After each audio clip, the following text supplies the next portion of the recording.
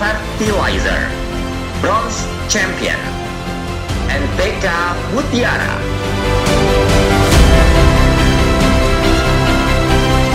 NPK Mutiara.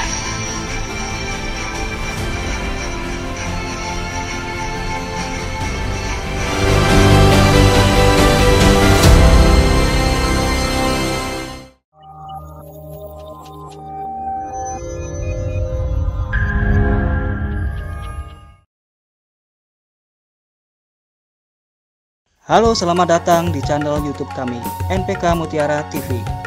Di channel ini, Anda akan mendapatkan informasi dan edukasi seputar pertanian, khususnya nutrisi tanaman. Tonton video-video kami, jangan lupa like video kami, subscribe, dan pentung tanda loncengnya untuk terus mendapat update dari kami.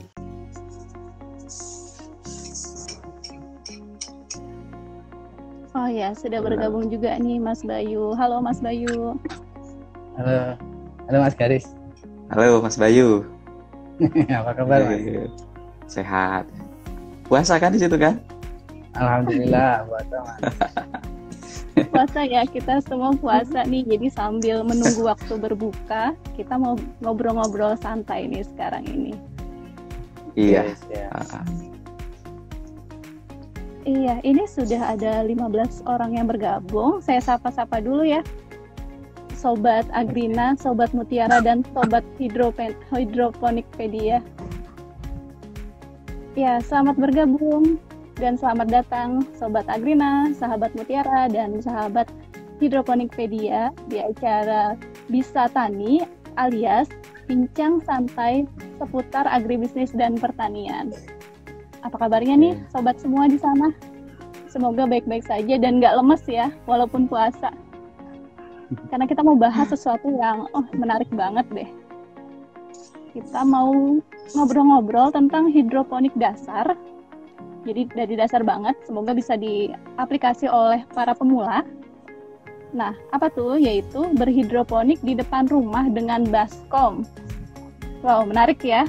Cuma mengandalkan baskom, tapi kita sudah bisa nantinya tanam-tanam. Seperti apa sih? Penasaran kan?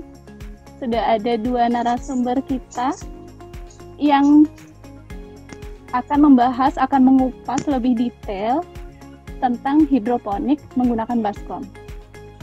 Gitu. Tapi sebelum itu, saya mau mengundang sobat semua nih, boleh nggak ya? Komen dari daerah mana saja sih yang sudah hadir gitu, dan juga boleh dong kasih like dan love-nya di kolom komentar sebelum kita mulai lebih lanjut. Ini ada Mbak Lia ya, ada Mbak Lia yang sejak awal tadi, terus ada juga Siva Novia, Mbak Siva, ada Mas Fajar juga gitu. Boleh dikasih like-nya terlebih dahulu sobat semua. Gitu. Nah, kenapa sih kita mengangkat tentang hidroponik? Hidroponik itu kan kita bisa bertanam dengan lahan yang sangat kecil ya, seperti itu. Nanti akan dibahas lebih lanjut nih oleh Mas Bayu. Tetapi juga nggak perlu effort yang lebih banyak. Apakah betul begitu? Nanti akan kita cari tahu lebih lanjut juga dari Mas Garis seperti apa. Dan sambil menyimak dan sambil bertanya-tanya, nanti juga kami dari panitia juga akan menyiapkan door prize menarik untuk 3 pertanyaan yang terpilih. Jadi siapkan pertanyaannya, simak terus sampai akhir karena pengumuman door prize ini akan dibacakan di akhir acara, seperti itu. Nah, di sini kita sudah ada Mas Agus Garisman atau yang saya sapa Mas Garis. Hai Mas Garis. Ya, halo. Beliau ini adalah product manager dari PT Merauke Tetap Jaya. Kemudian kita juga sudah ada Mas Bayu Widinugroho atau Mas Bayu. Halo Mas Bayu. Halo. Beliau ini adalah founder dari Hidroponikpedia. Nah, kita sudah kedatangan 2 orang pakar tentang hidroponik. Oke deh. Mas Bayu dulu ya, saya mau ke Mas Bayu nih. Mas Bayu, yang kita tahu atau pada umumnya hidroponik itu kan wadahnya dengan pipa ya. seperti itu kan. Nah, ini ternyata bisa dengan baskom juga ya? Ya. Seperti apa sih? Apa saja alat-alat yang harus dipersiapkan kalau kita mau bertanam hidroponik tapi dengan baskom? Oke, Mbak. Sebelumnya perlu saya sampaikan juga nih bahwa hidroponik itu sendiri itu memang ada yang skala hobi atau skala rumahan, ada juga yang skala industri atau kita berhidroponik memang untuk memproduksi sayuran skala besar dan tentunya memperoleh keuntungan dari penjualan sayur tersebut. Tapi ada juga yang hidroponik itu skala hobi atau skala rumahan. Nah, kalau untuk ini untuk skala rumahan memang bisa kita menggunakan peralatan sederhana. Salah satunya adalah menggunakan baskom atau bahkan botol bekas pun bisa. Itu Mbak, kalau dari saya. Oke, baskom atau botol bekas ya. Alatnya hanya ini saja, hanya baskom atau botol bekas saja. Kalau peralatan itu ini ya kalau di hidroponik itu kan ada peralatan, tetapi ada juga bahan pendukung lain. Nah, nanti kan ada peralatan, terus ada benih, terus ada nutrisi yang nanti Mas Garis yang menjelaskan ya kalau masalah nutrisinya. Saya bagian teknisnya aja, jadi ada untuk sistemnya atau wadahnya itu bisa menggunakan baskom sederhana.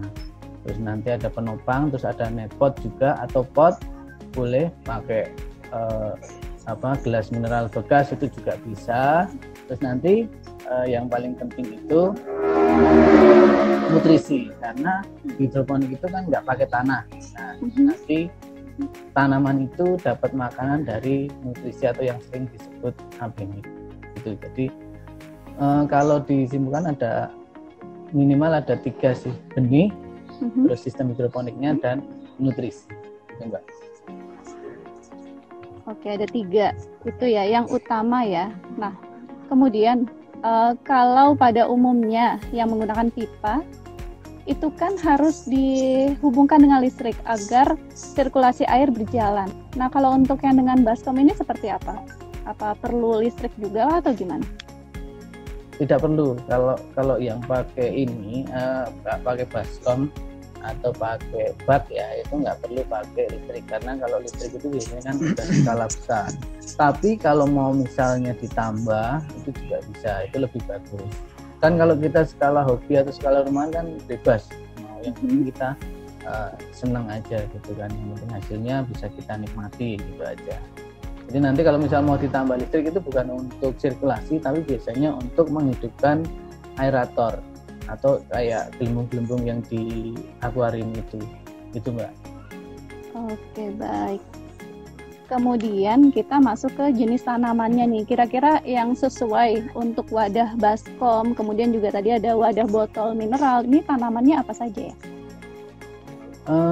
Hampir semua tanaman bisa sih. Cuman yang paling mudah itu kan sayuran daun. Sayuran daun itu kayak kangkung, sawi, bayam, terus selada, kayak gitu. Cabai juga bisa, tapi agak susah karena dia umurnya agak lama, terus perakarannya agak banyak, jadi mungkin wadahnya kurang cukup untuk menampung akar tersebut. Gitu, Mbak. Oke, seperti itu. Jadi kalau untuk yang baru mau mulai mencoba, dianjurkannya sayuran daun kah atau sayuran daun dulu, mulai dari kangkung. Itu yang paling mudah. Kangkung, terus nanti selada, itu juga termasuk mudah. Belum ketemu hama, nanti baru nyoba kayak sawi, terus pakcoy, itu nanti mulai ketemu dengan hama karena mudah tersebut hama. Terus nanti baru nyoba yang sayuran buah kayak tomat, cabai, kayak gitu. Urutannya seperti itu biar mudah. Jadi sayuran daun dulu, kemudian baru sayuran yang menghasilkan buah, seperti itu ya, Mas Bayu? Ya. Oke, nah kalau misalnya kita mulai dari sayuran daun lebih dulu ya. Ini untuk mulainya gimana tuh? Kan kita menggunakan benih nih. Untuk bisa sampai ke panen tuh seperti apa tahap-tahapannya? Yang pertama dilakukan pasti ya semai. Tahap semai itu perlu ya. Tahap semai itu biasanya di permukaan sortir di situ mana yang bagus itu yang dipindah tanam. Semai terus nanti kalau sudah waktunya pindah tanam, biasanya pindah tanam itu 5 sampai 7 hari atau biasanya daunnya sudah muncul lebih dari 3 itu jadi pindah tanam kayak gitu. Jadi tahap semai pindah tanam. Nah, kalau udah pindah tanam itu nanti sudah mulai dikasih air nutrisi atau AB mix biasanya disebutnya. Itu Mbak. Setelah pindah tanam ya baru kita berikan nutrisi. Awalnya belum ya Mas Bayu ya? Belum, pakai air biasa kalau awalnya. Oke, itu untuk mulai dari benih ke persemaian, jadi hanya air saja, kita mengandalkan air saja. Air saja. Nah, media tanamnya apa tuh? Langsung di baskom kah atau gimana tuh untuk menuju persemaian? Media tanam banyak banget sih sebenarnya. Teman-teman bisa, tapi yang paling mudah dan paling murah ya itu menurut saya malah rock wool. Rock wool itu khusus untuk hidroponik sekarang mudah didapatkan, banyak sekali jenisnya.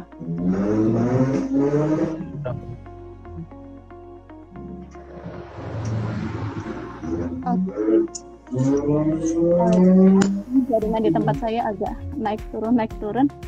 Tadi media tanamnya apa saja Mas, boleh disebutkan yang bisa dipilih? Boleh pakai rock wool. Pakai rock wool boleh. Atau misal kalau ini teman-teman mencoba pakai baskom terus kayak yang di tutorial saya itu kan ada yang pakai baskom terus pakai apa ya namanya baki, itu tidak perlu menggunakan iya, bisa pakai baki ya. Ya itu pakai busa gitu bisa juga tuh. Busa bisa, cuman kalau saya sih sebenarnya tidak menyarankan pakai busa karena daripada pakai busa malah mending pakai kain flanelnya sekalian aja, itu dipakai sebagai itu. Ya, jadi kuncinya ketika menuju persemaian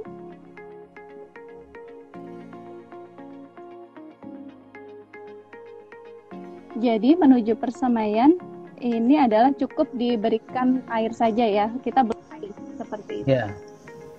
Nah, kemudian kita mulai masuk ke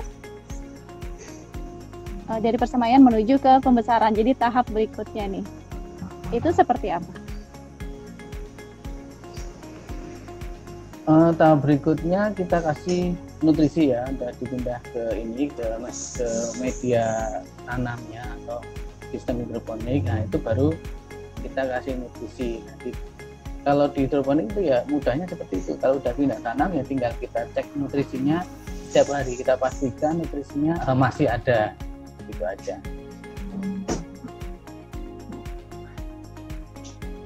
Itu Mbak.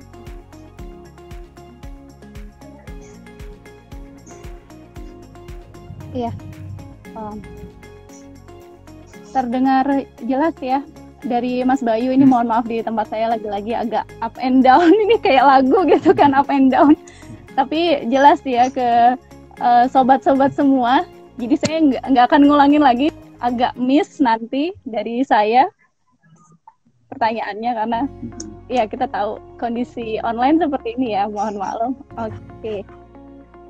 Tadi penjelasan dari Mas Bayu seperti itu, udah menuju ke siap konsumsi ya, menuju pembesaran. Jadi dari persemaian menuju ke, nah ini sudah ada beberapa pertanyaan tapi kita hold lebih dulu ya, karena saya mau ke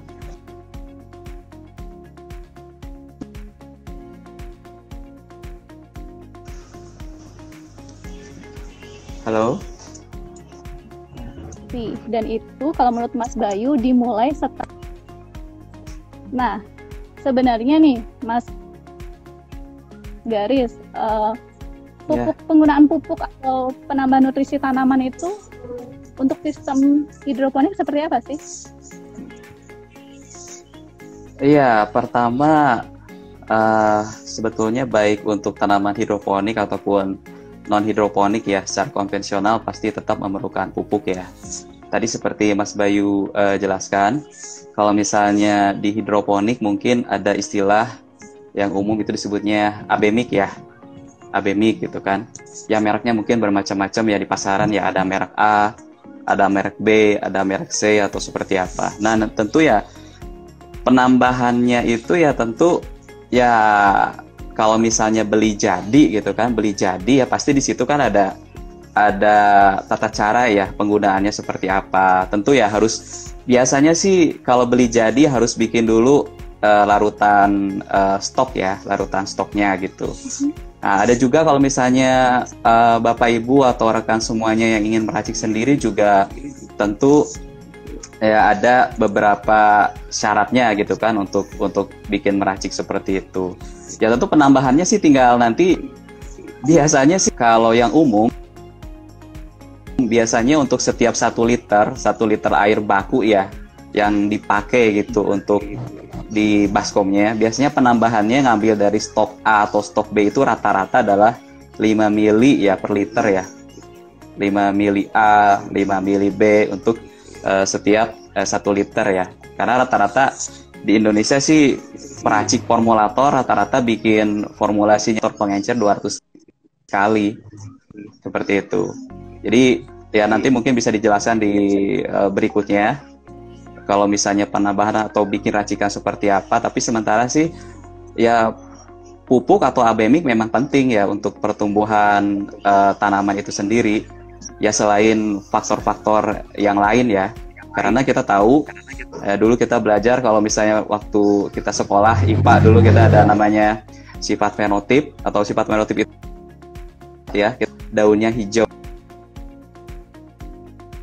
atau tidak, misalnya buahnya banyak atau tidak, itu adalah sifat fenotip. Nah sifat fenotip ini tadi Mas Bayu jelasin kan ada faktor genetik atau misalnya dari benih, kemudian ada faktor lingkungan yang berpengaruh. Nah lingkungan di sini ya tentu salah satunya adalah pupuk itu sendiri ya, selain sinar matahari, kemudian ada suhu, terus mungkin ada tidaknya OPT. Nah ini ya tentu pupuk ya atau unsur hara atau nutrisi tadi juga memegang peranan penting ya untuk itu. Nah untuk penambahannya tadi kurang lebih ya kalau beli jadi sih 1 liter air baku ya untuk dimasukkan ke baskom ya harus ngambil 5 mili A, 5 mili B biasanya kalau beli jadi. Tapi kalau meracik sih bisa kita atur mau seperti apa. Mungkin itu ya. Jelas ya Mbak? Atau Mas Bayu jelas nggak saya di situ? Kalau di tempat saya jelas. Oh ya. Mudah-mudahan di sahabat yang lain juga jelas. Ya, nah jelas.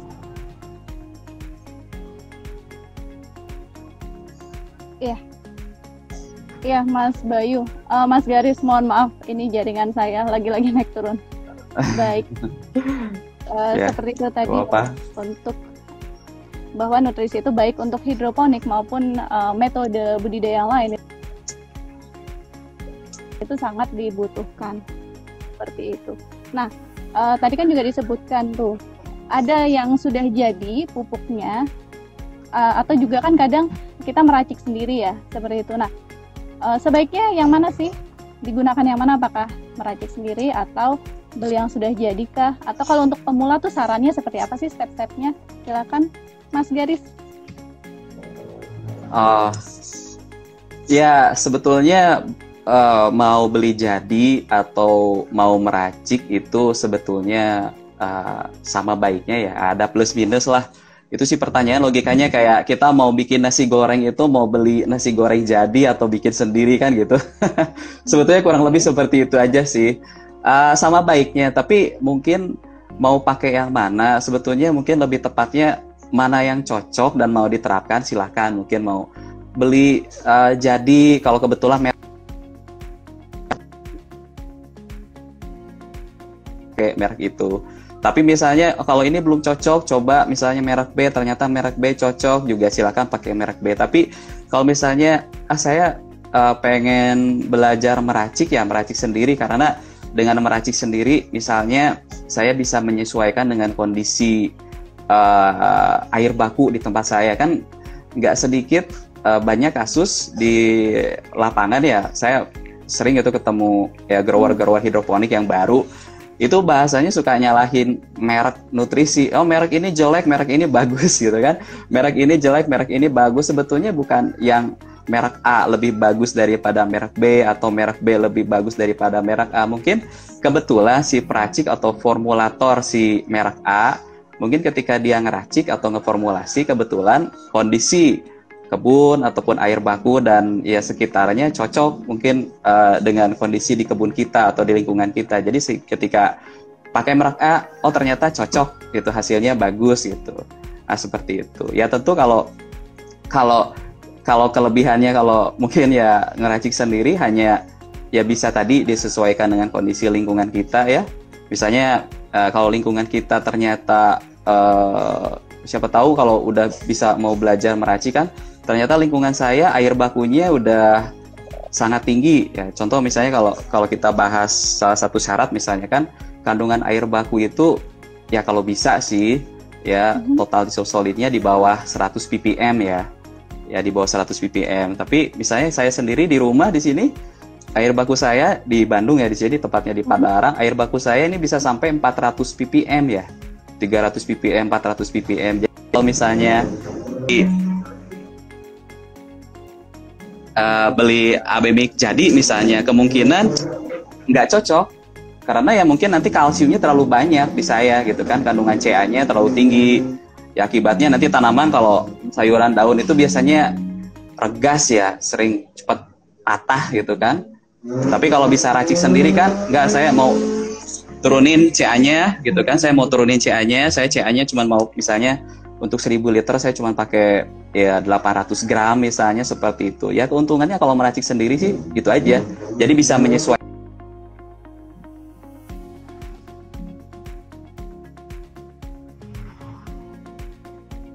Oh ya, bisa menyesuaikan dengan Itu ya plus minus aja. Tapi kalau rekan-rekan semuanya sibuk, nggak ada waktu untuk meracik, pengen beli jadi, ya boleh, silahkan gitu. Mana yang mau dicoba, yang penting sih dipraktekin, beli juga atau ngeracik juga. Tapi kalau nggak praktek kan nggak maju-maju.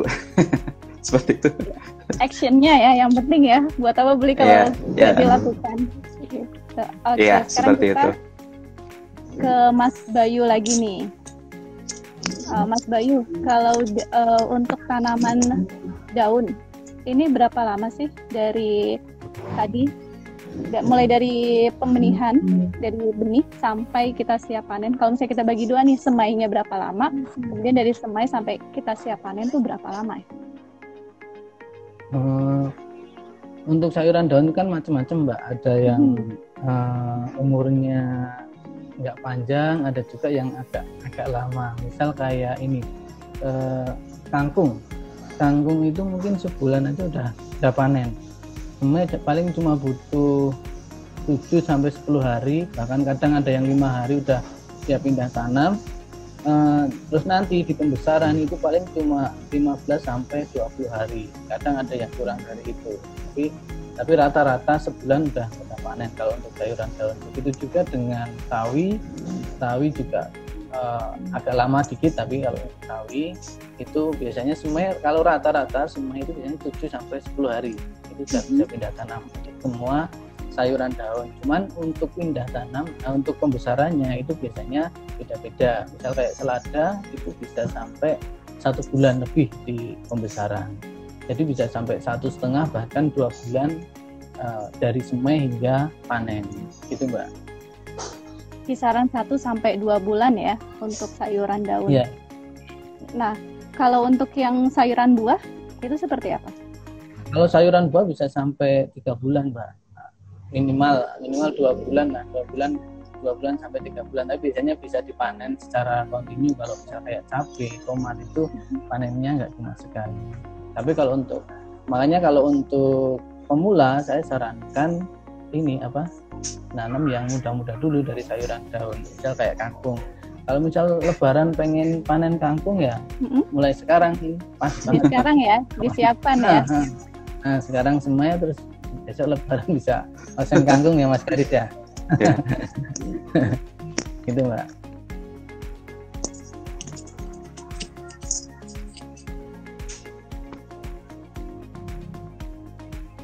delay kayaknya nih. Lebaran nanti nggak mau repot-repot ke pasar untuk beli, pengen nyobain sendiri.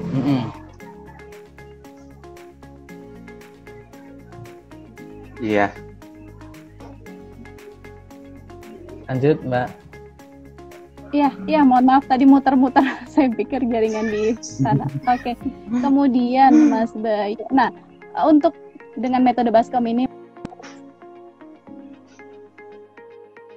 outdoor saja atau sebaiknya seperti apa? Keputus ya Mbak. Tadi sempat keputus ya Mas Garis ya. Barusan pertanyaannya keputus, Mbak, untuk Mas Bayu ya. Tadi. Iya, Mas Bayu. Terdengar nggak Mas tadi pertanyaan saya? Mohon maaf, agak muter. Terputus Mbak, Terputus ya, baik. Jadi dengan baskom ini bisa nggak sih kita untuk indoor gitu? Jadi dalam ruang atau memang khusus outdoor saja? Oh, untuk semua sayuran, semua ini ya, itu tetap membutuhkan sinar matahari Mbak. Jadi nggak bisa di indoor. Bisa indoor tapi harus pakai bantuan sinar. Tapi untuk skala rumahan belum butuhkan. Jadi tetap ini ya untuk semua jenis sayuran baik hidroponik maupun enggak itu sebenarnya tetap butuh full sinar matahari dari pagi sampai sore, terus dari seme hingga panen gitu Mbak. Jadi kalau toh misalnya kita mau indoor, tetap upayakan dia terkena posisi-posisi yang terkena sinar matahari seperti itu. Iya, jadi nggak bisa kalau dibilang indoor karena harus full seharian. Harus full seharian terkena matahari ya. Jadi memang sebaiknya outdoor. Nah, untuk outdoor, ini lahan minimal yang bisa kita pakai itu berapa sih luasannya? Bebas Mbak, kalau di awal tadi kan sudah saya sampaikan kalau di hidroponik itu ada yang skala hobi, ada juga yang skala produksi. Nah kalau skala hobi itu ya tergantung kebutuhan kita mau berapa itu bebas. Tapi kalau untuk skala industri, nah itu harus disesuaikan dengan kebutuhan pasarnya berapa, permintaan pasarnya berapa, kita harus menyediakan berapa juga gitu. Ya. Kalau misalnya kita bicara untuk hobi dan rumah tangga dulu nih, ini dengan lahan berapa sih kita bisa, atau setengah meter saja itu sebenarnya sudah cukup sangat layak gitu untuk hidroponik dengan baskom. Yang penting bisa buat menaruh itu tadi tempatnya itu. Kita mau bikin berapa, misal berapa ini, yang penting bisa misal mau bikin 5 hidroponik pakai baskom itu tadi, yang penting bisa buat naruh itu aja. Dan dapat full sinar matahari gitu Mbak. Sinar matahari ya kuncinya di situ.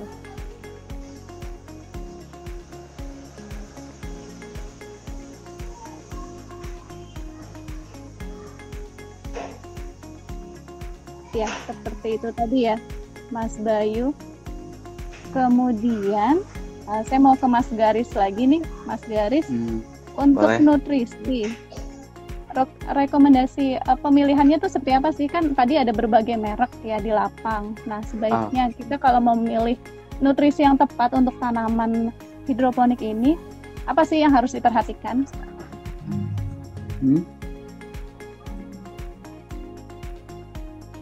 Ya, terdengar nggak Mas Garis?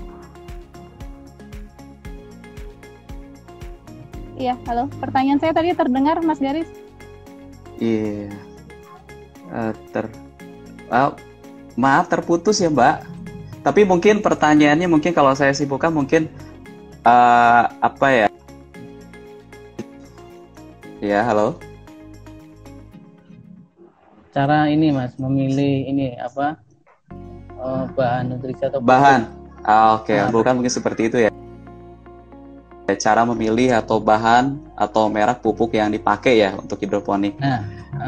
Ya mungkin pertama ya karena hidroponik ini kan kita mainnya di kultur air ya, bukan di tanah. Tentu di air ini tidak ada buffer, kita mainnya di kultur tanah. Jadi di air ini karena tidak ada buffer ya harus lebih ekstra hati-hati ya menentukan bahan untuk nutrisinya. Pertama syaratnya karena dia di air itu merek AB Mix tersebut ataupun kalau misalnya meracik dengan bahan baku yang harus full water soluble atau pakai pupuknya yang jenis yang bisa larut 100% lah di dalam air ya. Jadi kalau misalnya ya kadang saya lihat kan di sosial media atau ada yang share cara bikin AB Mix tapi misalnya pakai pupuk tanah, nah itu sebetulnya kurang tepat. Mungkin tujuannya bagus ya untuk sharing atau berbagi, tapi kalau ke depan ingin melangkah lebih jauh lagi, ya mungkin alangkah lebih baik sih sedari dini mungkin sih hindari menggunakan pupuk ataupun bahan untuk dipakai di tanah. Jadi pakailah bahan-bahan nutrisi atau bahan baku pupuknya yang itu bisa larut 100%. Ya, selain itu, ya selain bisa larut 100% karena yang hidroponik grade ini dari purity atau kemurnian bahan juga memang udah tinggi ya, 98% bisa lebih gitu.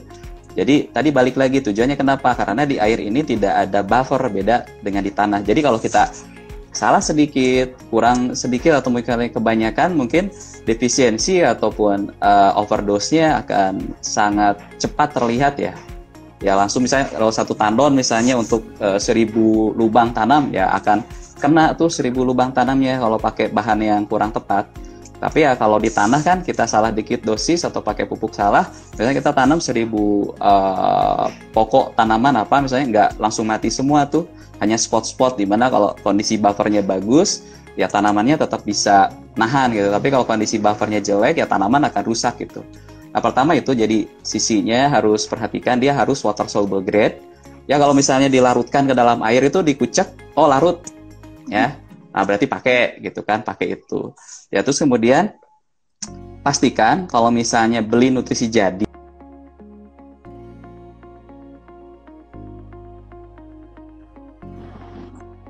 ada di situ. Nah, sebagai informasi sih unsur hara yang diperlukan oleh tanaman ini kurang lebih ada 12 ya. Ada 6 unsur hara makro, kemudian ada 6 unsur hara mikro. Ya makro itu artinya dia diperlukan dalam jumlah yang besar ya. Ada nitrogen, kemudian ada fosfat, ada kalium, ada kalsium, ada magnesium, ada sulfur. Nah itu diperlukan dalam jumlah yang banyak. Terus kemudian ada 6 unsur hara mikro ya. Ya ada zat besi, mangan, kemudian seng, tembaga, boron, molibdenum. Nah itu ke-12 jenis unsur hara tadi setidaknya kalau misalnya beli nutrisi jadi itu tertera tuh kandungannya ada di situ kan.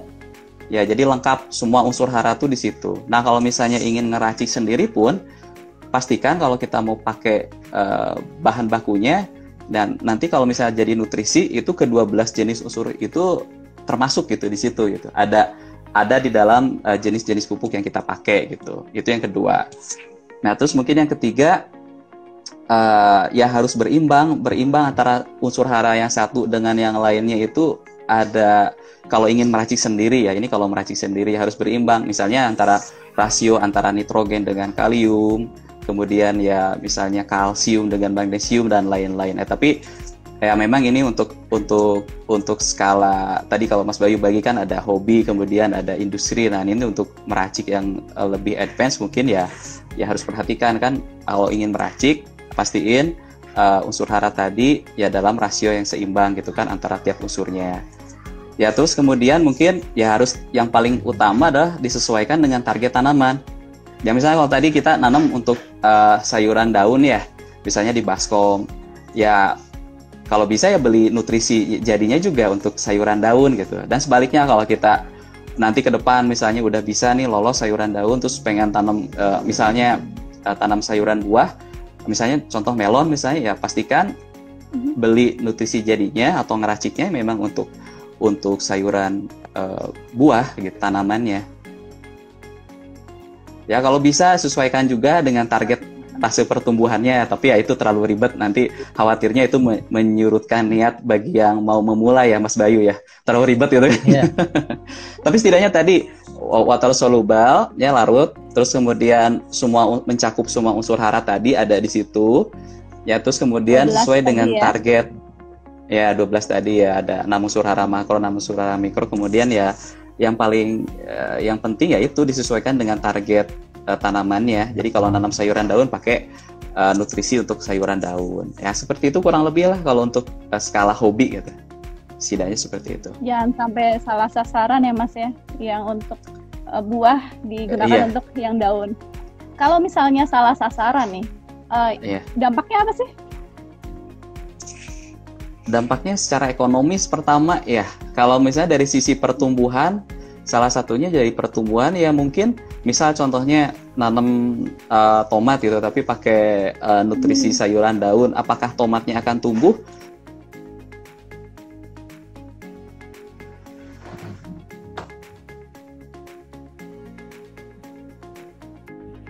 Agak delay ya sepertinya dari Mas Garis.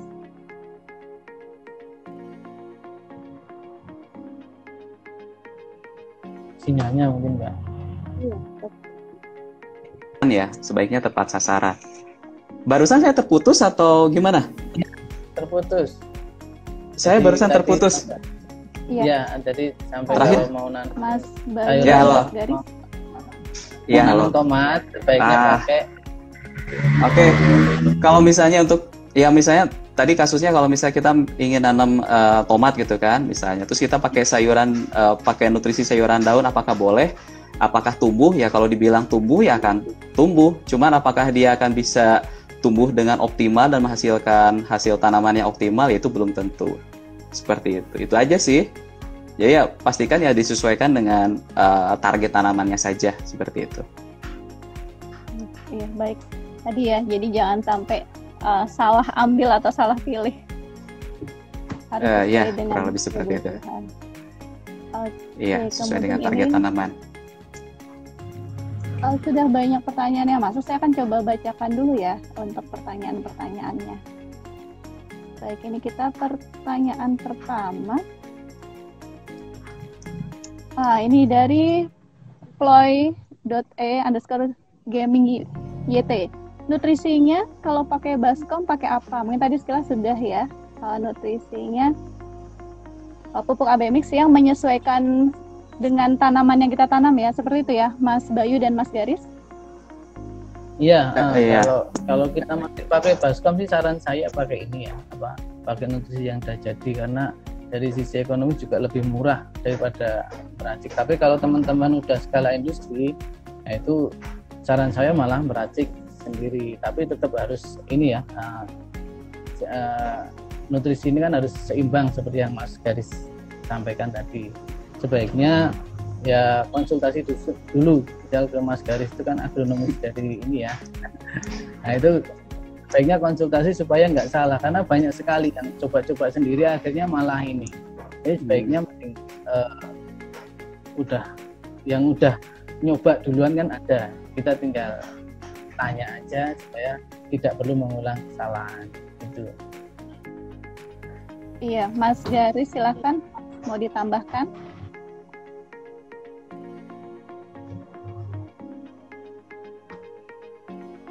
Silakan Mas Garis. Oh, Untuk saya. di baskom, iya. Oh, iya. Tadi mungkin kalau misalnya ada yang pengen beli jadi langsung, boleh silahkan. Ya, yang paling penting adalah tadi kan praktek ya. Yang paling penting praktek gitu. Ya, tapi kalau misalnya pengen coba meracik, misalnya ya ada sih resep paling sederhana yang bisa kami share gitu kan untuk pemula. Itu pertama kalau untuk 1000 liter ya, 1000 liter larutan jadi ya. Maksudnya kalau pengen buat larutan jadinya untuk 1000 liter, pertama mungkin bisa pakai saya siapin di sini Merauke Kalnit ya, yang kayak gini. Ya. Ada iklan sedikit tapi nggak apa-apa supaya tahu aja kan. Nah ini adalah ini adalah kalsium nitrat dari PT kami, dari PT Merauke. Nah bisa pakai bahan ini. Untuk 1000 liter mungkin disiapin ini pakai 1000 gram aja dulu atau 1 kilo ya untuk 1000 liter. Nah kemudian nanti untuk stok bag-nya itu kami dari Merauke punya namanya, sekali lagi ini bukan AB mix ya, ini hanya bahan bakunya ya untuk meraciknya ya paling sederhana gitu. Kemudian di bag-nya kami ada ini namanya Merauke Flex G. ya, tulisnya Flex G. Nah ini untuk 1000 liter kita pakai sekitar 1300 gram ya, atau 1 kilo 3 on ya. Nah kemudian di B satu lagi bisa ada satu lagi pupuk, namanya ini Merauke Mag S ya, magnesium sulfat. Ini kandungannya ada magnesium juga ada sulfatnya. Nah di sini pakainya untuk 1000 liter kita pakai 330 gram. Ya, jadi itu tadi racikannya. Jadi untuk 1000 liter. Nah, pakai tadi Merauke Kalnit, kemudian ada Merauke Flex G dan Merauke Mag S. Nah, dari ketiga jenis pupuk tadi kalau diracik yaitu bisa jadi abemik paling sederhana ya untuk para hobiis kalau ingin ngeracik sendiri. Kalau ada waktu gitu kan, ya nggak mau repot-repot, ya maksudnya pengen agak sedikit repot tapi ingin belajar, boleh pakai itu. Nah, itu untuk 1000 liter.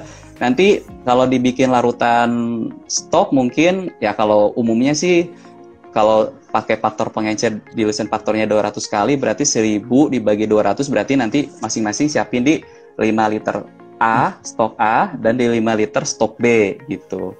Jadi sehingga setiap saya menambahkan 1 liter ke baskom yang untuk tadi menanamnya, kita ngambil dari A itu 5 mili dan dari B-nya 5 mili, yaitu paling sederhananya sih seperti itu. Gitu.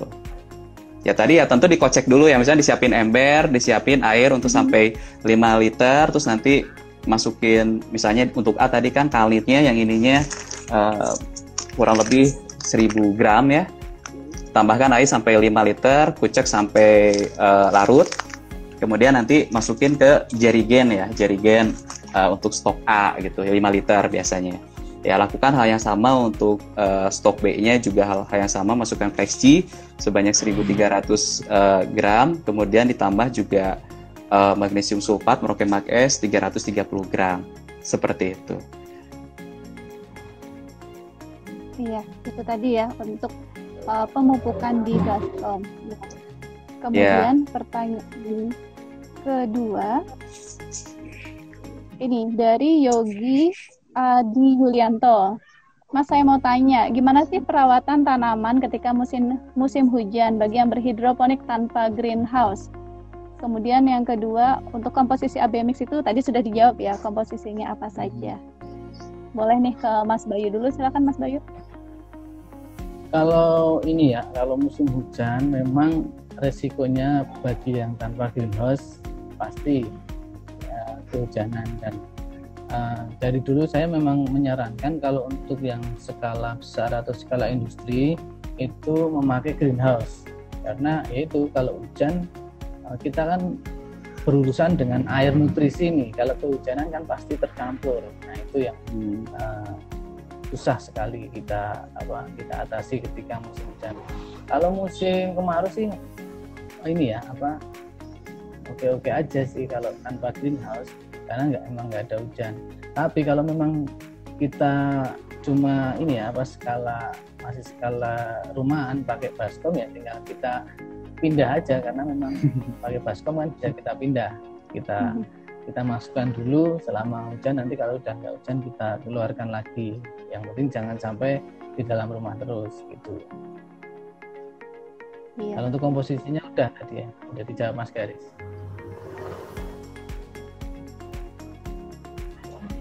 Iya, Mas Bayu sudah seperti itu tadi ya. Jadi kalau dengan baskom lebih gampang lagi ya. Hujan langsung aja bawa, langsung buru-buru lari gitu, kejar-kejaran dengan hujan. Nah kalau kalau saya sih tetap pakai greenhouse. Anjurannya greenhouse, ya sebaiknya pakai. Minimal atap pakai UV gitu aja, karena atap pakai UV itu kan kalau hujan nggak kehujanan, tapi tetap dapat sinar matahari full. Jadi yang UV ya Mas ya, kan ada juga yang menggunakan semacam paranet seperti itu atau jaring-jaring gitu kan. Nah itu UV. Soalnya kita kan ini butuh full sinar matahari, jadi jangan memakai paranet, karena kalau paranet itu kan malah mengurangi sinar. Soalnya kalau tanaman hias itu cocok memakai paranet. Ya, baik. Kemudian kita pertanyaan berikutnya. Ini dari ini kembali untuk Mas Bayu nih, dari Mbak Anita. Mas Bayu kemarin upload sertifikasi hidroponik itu cara dapetinnya gimana ya Mas? Oh ini yang sudah yang lebih expert lagi nih skalanya. Mana ya? Silakan Mas Bayu. Sertifikasi. Iya. Oh, ya. Jadi kan itu sertifikasi resmi ya dari BNSP ya. Jadi bukan cuma dari kami tapi dari BNSP. Nah itu memang kami sekarang saya sedang mempersiapkan namanya Agropedia Nusantara. Agropedia Nusantara itu nanti jadi tempat uji kompetensi bagi teman-teman yang pengen mendapatkan sertifikat resmi dari BNSP pertanian itu. Nanti tidak hanya hidroponik tapi semua pertanian bisa menguji. Tempat saya bisa menjadi tempat uji kompetensi untuk bidang pertanian. Nanti infonya ini ada di Hidroponikpedia dan Agropedia Nusantara. Itu memang baru Mbak. Oh baru ya info. Jadi kalau yang mau update tentang sertifikasi, jadi stay tune di akun Instagram Hidroponikpedia. Seperti itu ya Mas Bayu. Ya, kemudian kita berlanjut ke pertanyaan dari Mas Irul ya. Irul_05. Mah mau tanya Om, kalau daun sawi menguning itu kenapa ya? Nah ini bisa untuk Mas Bayu dan Mas Garis nih. Silakan boleh dari Mas Bayu. Mas Garis dulu ya. Silakan Mas Garis. Kayaknya terkait nutrisi nih, bener nggak nih? Atau kurang apa sih? Ya, pertama pastikan dulu tidak ada yang ngecatnya. Maksudnya nggak ada yang iseng nyemprot kan pakai pilok atau apa. Ya itu iseng aja ya, maksudnya iseng. Tapi yang kedua adalah perlu ditelusuri ya, menguningnya ini seperti apa dan di daun apa. Maksudnya di daun apakah yang lebih tua, apakah yang lebih pucuk ya. Tapi sih kalau saya tarik kesimpulan biasanya rata-rata menguningnya karena memang kalau saya temukan di lapangan ya biasanya rata-rata sih menguningnya kurang magnesium ya, kurang Mg. Nah menguning ini kan salah satu gejala defisiensi sebetulnya Mbak. Jadi gejala defisiensi itu satu itu ada klorosis alias misalnya si daun itu jadi menguning ya. Ada gejala menguning baik itu di daun yang lebih tua, di daun yang lebih muda ataupun di daun pertengahan.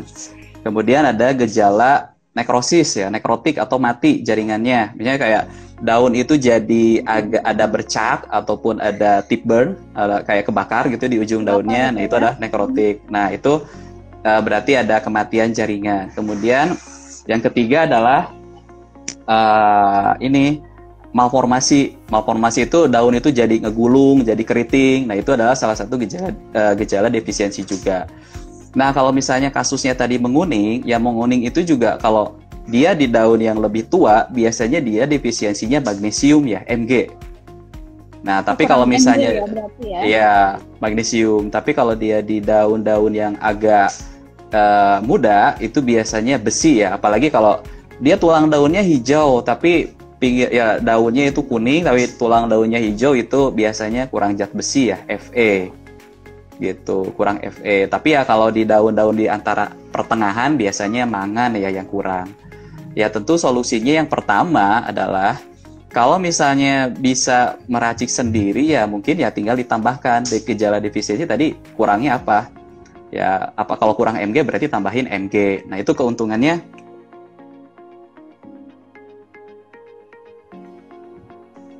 Itu keuntungannya kalau kita bisa meracik kan di situ. Jadi kalau kurang tahu menganalisa terus kita bisa meracik.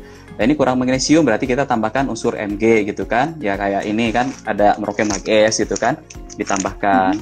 Ya kalau kurang zat besi mungkin kita bisa tambahkan Fe kan, misalnya kita dari Merauke lengkap sih portfolionya untuk bahan baku nutrisinya ada Merauke Fe, misalnya ada EDDHA, ada EDTA, kita ada lengkap. Atau pakai mikro combo, kita ada namanya Merauke Vitaplex gitu ya kalau untuk gejala kekurangan mikronya.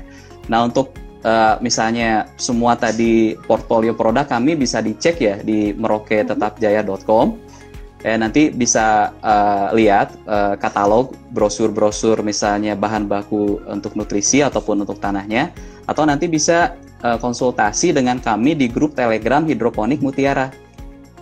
Ya kami ada grup di juga, ya kita ada grup Telegram, nama grup Telegramnya Hidroponik Mutiara. Jadi nanti buat sahabat semua misalnya pingin bergabung atau pingin konsultasi, boleh silahkan nanti difotoin gitu kan, ini kenapa, tapi ya tentu sebutkan parameter-parameter perlakuan atau suhu ataupun EC atau TDS yang di tempat rekan-rekan semuanya. Jadi nggak hanya foto ini kenapa ya, nggak gitu. Jadi saya pH saya segini ya, kalau bisa, kalau ada EC saya biasanya pakai misalnya sekitar ya 1, sekian gitu kan, EC saya segini, air baku saya segini, daunnya seperti ini. Nah nanti kita bisa analisa atau coba simpulkan itu defisiensi apa. Toh kalau di hidroponik sih bisa cepat pulih ya dibanding di tanah. Jadi kalau misalnya defisiensi misalnya magnesium atau besi, kita tambahin, kalau analisa kita benar dan solusi kita tepat,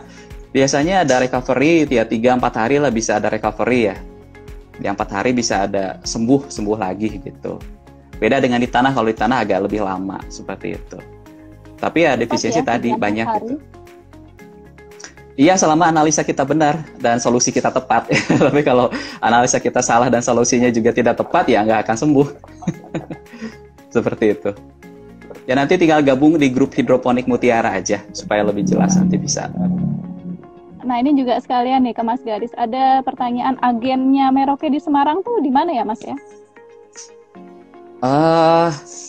Wah nanti kalau di grup hidroponik Mutiara bisa ditanyakan ya, karena saya sendiri kan wilayahnya saya di Priangan Barat, jadi untuk wilayah Semarang dan sekitarnya, agen distributornya saya kurang hafal, kurang tahu, tapi mungkin petugas untuk wilayah sana sih tahu gitu. Ada namanya Mas Ulhadi, itu bisa sampai cover ke sana. Nanti bisa di grup hidroponik Mutiara bisa tanya tuh agennya kalau di Semarang, ataupun misalnya mau di Poso misalnya, atau mau di mana, boleh ditanyakan saja nanti di grup situ, di grup Telegramnya. Jadi kalau saya sih kurang hafal soalnya kalau untuk wilayah sana. Kalau saya wilayah Bandung di sini saya tahu. Kalau di sana sih saya kurang tahu. Masuk ke grup Telegram dulu ya, nanti bisa tanya lebih jauh lagi, lebih detail. Nah, iya. Kemudian untuk Mas Bayu nih, ada tambahan lagi Mas terkait sawi menguning. Ada pengaruh lain kah? Mungkin dari hamanya atau seperti apa? Nggak ada, udah dijelaskan lengkap Mas Garis.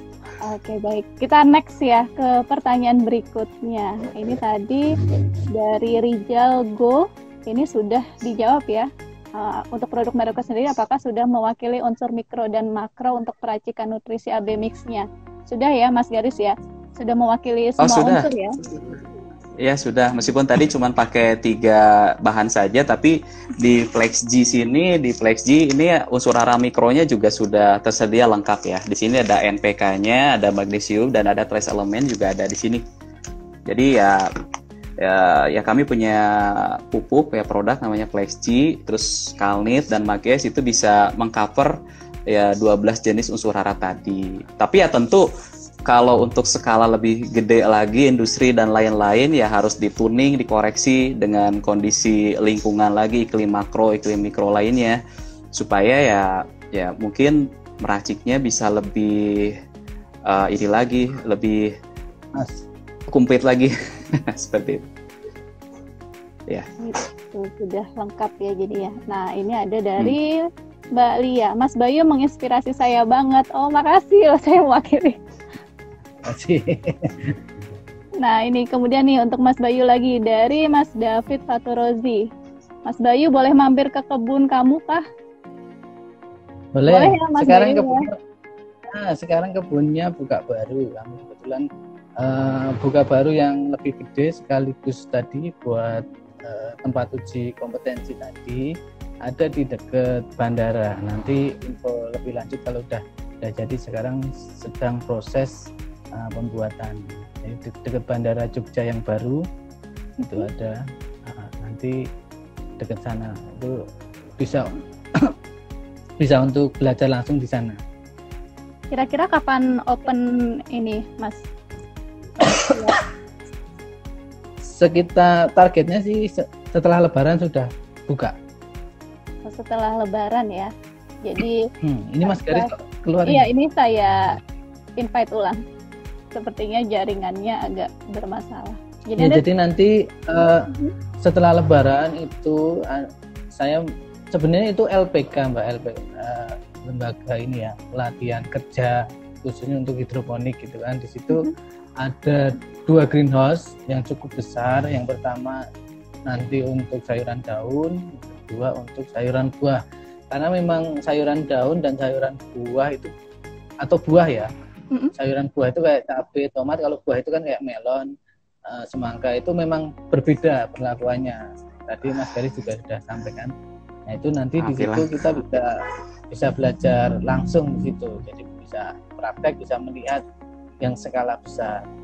Nanti juga di situ pasti saya sediakan untuk yang skala rumahan juga. Dan di situ nanti yang paling penting itu nanti bisa jadi tempat uji kompetensi kalau teman-teman membutuhkan sertifikat atau sertifikasi untuk pertanian hidroponik ini. Bisa untuk wisata juga ya berarti ya Mas Bayu? Nah, kunjungan nantinya. Ada tempat pelatihannya juga di situ, ada ruangan untuk pelatihan dan sebagainya. Oke, nah Mas Garis sudah bergabung lagi nih sama kita. Ya, maaf, DC tadi. Ya baik, kemudian sebentar. Ini ada lagi pertanyaan tadi dari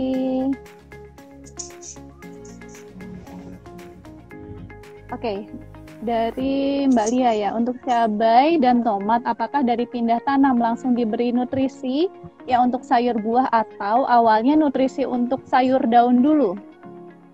Ini silakan Mas Garis lebih dulu.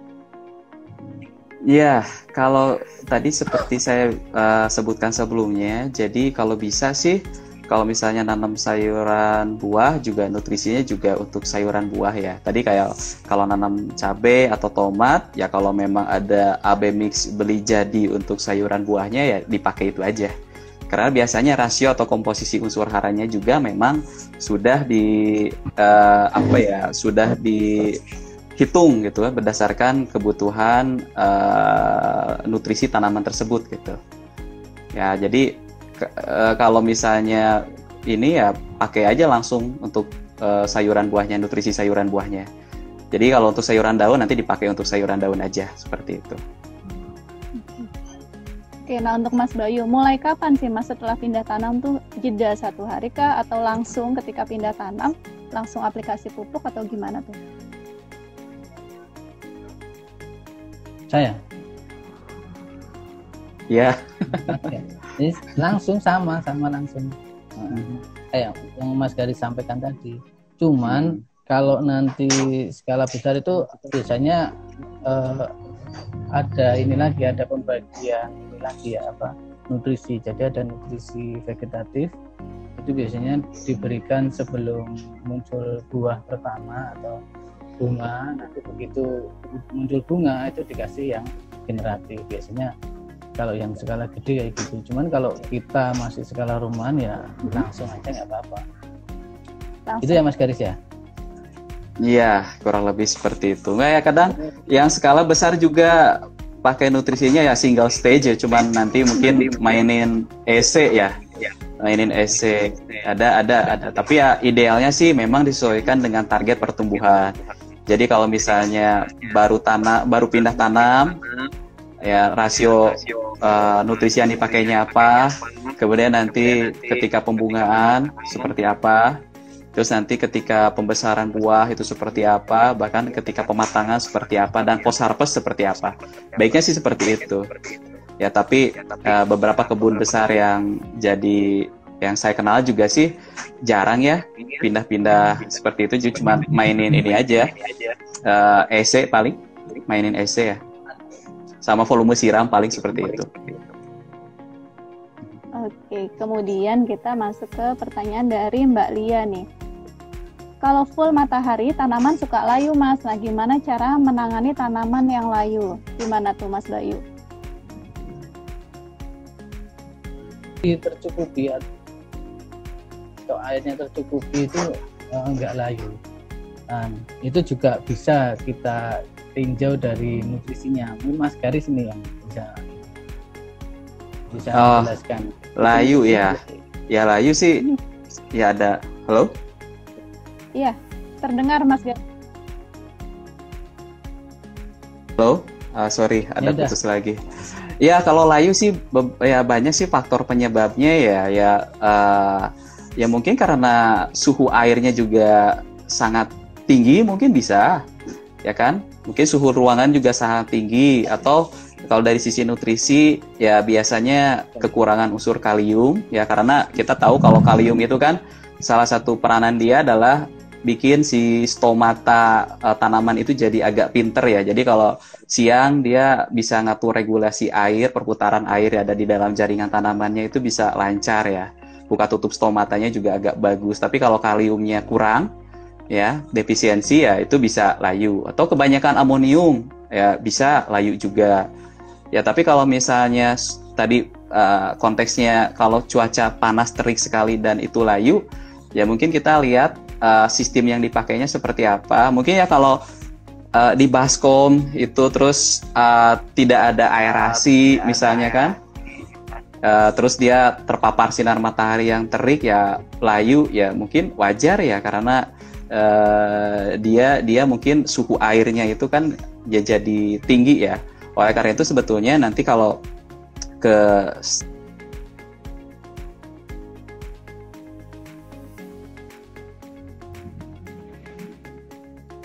Ini bagusnya ada kalau di luar skala hobi nanti mungkin ke misalnya kayak skala NFT, DFT atau lain mungkin ada penambahan ya aerator ya seperti itu, atau pompa ya untuk mengalirkan ya, supaya tidak suhu airnya tidak terlalu tinggi juga ya, karena suhu air yang terlalu tinggi juga dia nanti ada pengaruh ke ini kandungan DO atau dissolved oksigennya ya. Kalau bisa sih suhu air itu dijaga jangan lebih dari 30 derajat Celcius ya. Ya, karena nanti rata-rata kadar DO yang diperlukan tanaman itu kurang lebih ya sekitar 7-8 ppm sih, seperti itu. Ya semakin tinggi suhu air nanti kadar DO itu semakin turun gitu. Dan ketika itu terjadi ya tanaman tentu akan stres atau bolting ya. Ya kalau misalnya di baskom ya mau nggak mau ya nanti rajin di obok-obok gitu lah. Seperti itu. Oke, seperti itu. Mungkin itu Mbak. Baik. Nah, satu lagi pertanyaan terakhir, kita sudah lewat 1 menit tapi nggak apa-apa, ini karena banyak yang tanya, jadi satu pertanyaan bonus. Ini dari Mirwanto, Mas Mirwanto ya.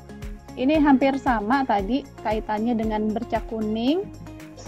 Halo, ya, kaitannya dengan bercak kuning dan kena hujan. Jadi kangkung bercak kuning kalau kena hujan. Apa memang seperti itu? Dan bagaimana mengatasinya?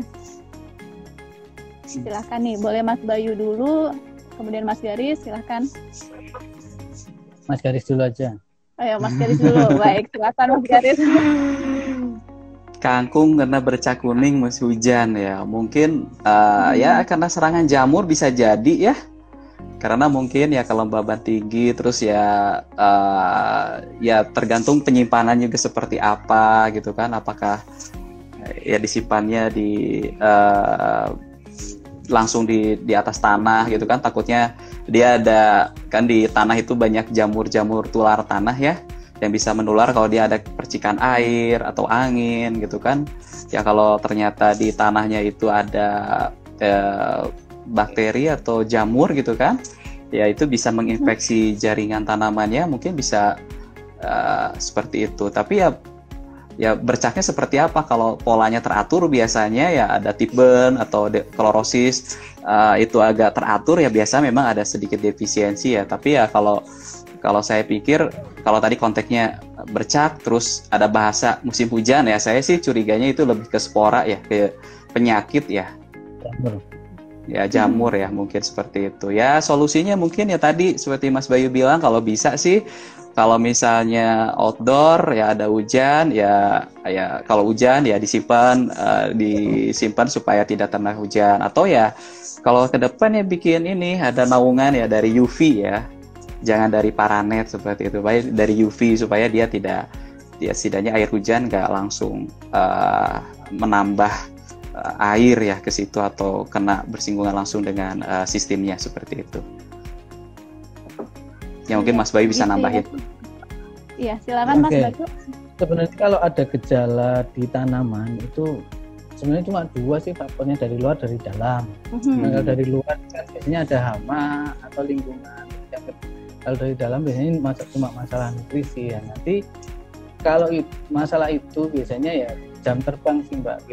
Kita harus mengenali dulu seperti apa. Bercak kuning itu ya bisa karena jamur, bisa karena dari dalam.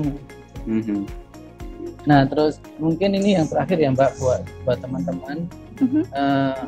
Yang terpenting itu tadi ya, kalau menurut saya di hidroponik itu sistemnya kalau udah tercukupi. Yang kedua adalah sinar matahari itu juga harus full, dan yang terpenting itu adalah nutrisi. Jadi antara nutrisi dan sinar matahari itu harus selalu tercukupi.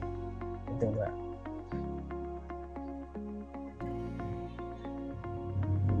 Sudah habis ya waktunya ya. Nutrisi ya Mas Bayu ya, harus selalu tercukupi ya, kuncinya di situ. Ya. Gitu. Iya, baik. Ya, tadi nggak terasa ya sudah 1 jam lebih sedikit. Jadi bincang-bincangnya benar-benar menarik banget ini, dan yang bertanya pun juga banyak sekali. Terima kasih banyak nih Mas Bayu sharing-sharing ilmunya, dan juga Mas Garis, kita jadi terbuka wawasannya. Kalau boleh nih untuk Mas Bayu, pengen sih sebenarnya lihat di bawah dong hidroponiknya yang di botol plastik tadi atau yang di baskom tuh. Tadi saya mau request tampilin dong Mas, biar jauh ya Mbak, jauh harusnya berjalan ya? Mas Garis itu jauh. Jadi antara rumah saya sampai ke kebun harusnya berjalan. Mas Garis itu pernah tempat saya. Gitu. Nanti ya, kalau saya ke Jogja saya boleh mampir ya Mas Bayu. Boleh.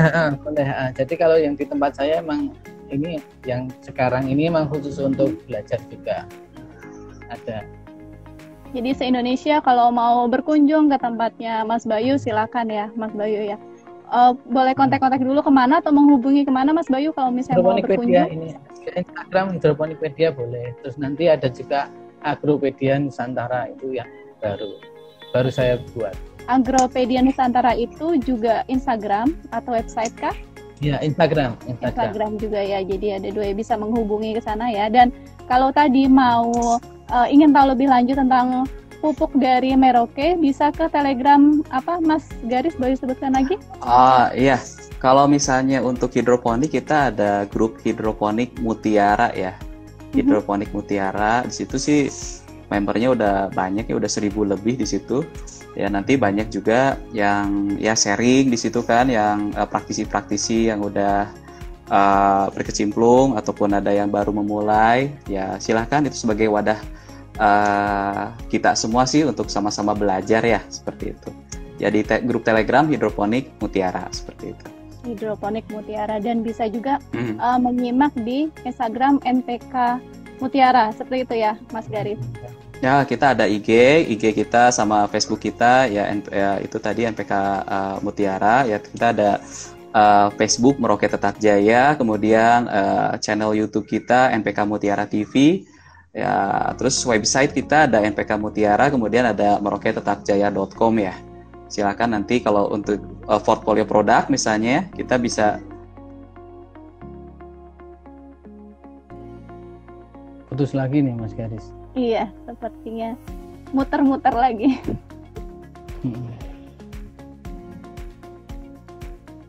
Kita tunggu aja.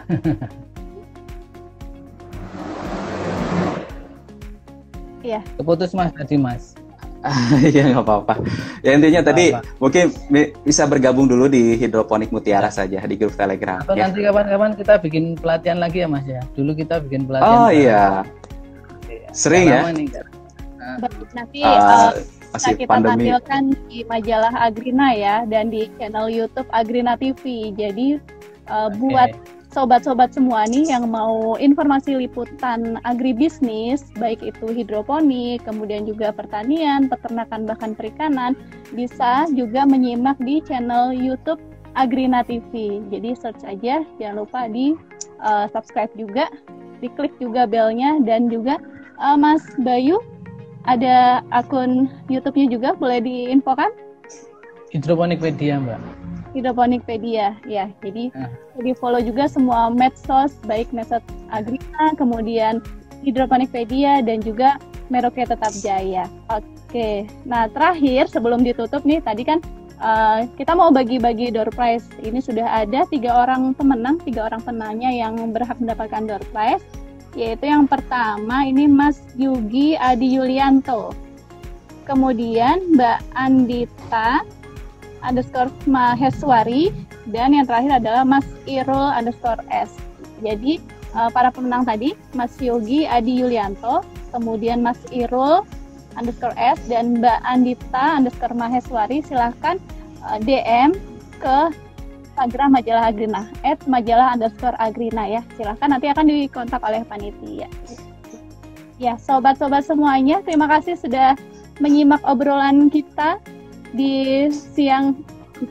Semangat saya masih ini ya, membara, jadi bawanya siang terus, padahal udah agak gelap.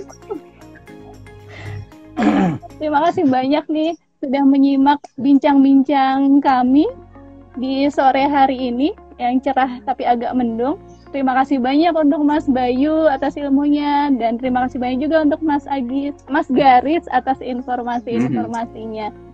Kita jumpa lagi di acara Bisa Tani episode kedua. Kapan waktunya? Simak terus informasinya di Majalah Agrina dan juga di Instagram Merauke. Jadi jangan lupa di follow juga. Baiklah, kita jumpa lagi insya Allah pekan berikutnya. Assalamualaikum warahmatullahi wabarakatuh. Terima kasih. Waalaikumsalam warahmatullahi wabarakatuh. Ayo Mas Bayu. Ya, Mas. Ayo Mbak. Mas Garis, terima kasih banyak. Ya, sama-sama. Yuk.